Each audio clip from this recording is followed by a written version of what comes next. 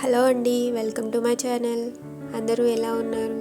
ఈరోజు మనం టమాటాలు ఎండుమిరపకాయలతో పచ్చడి చేసుకుందాం. ముందుగా ఎండుమిరపకాయల్ని బాండీలో వేసుకొని లైట్గా ఆయిల్ వేసుకొని వేపుకోవాలి. తర్వాత ధనియాలు, జీలకర్ర కూడా వేసి వేపుకోవాలి. కొంచెం ఆయిల్ వేసుకొని వేపుకోవాలి.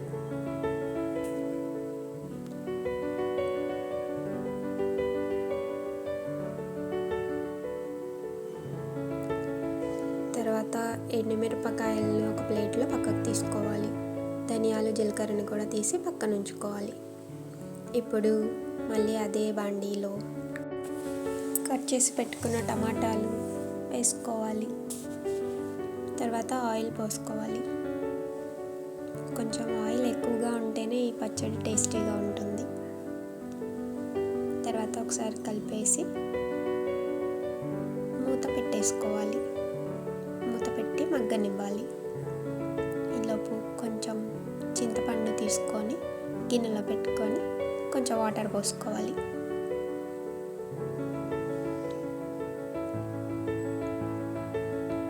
మూత తీసుకొని ఒకసారి టమాటాలు మగ్గేయలేదో చెక్ చేసుకోవాలి.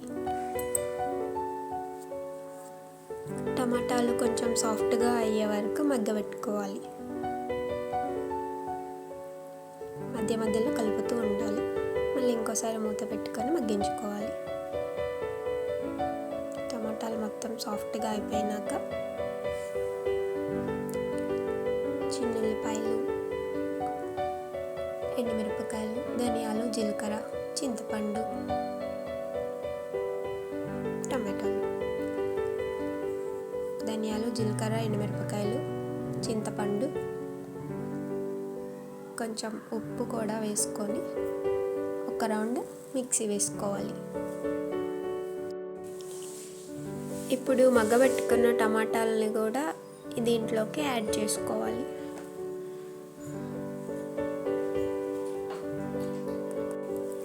టమాటాలు కూడా కలిపేసి ఒక రౌండ్ మిక్సీ వేసుకోవాలి.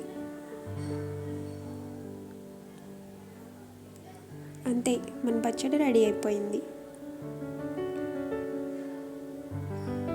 చూడండి ఎలా ఉందో, చాలా టేస్టీగా ఉంటుంది.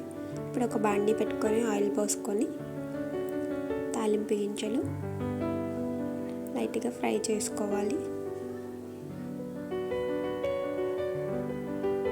తర్వాత దాంట్లో కరివేపాకు వేసుకోవాలి.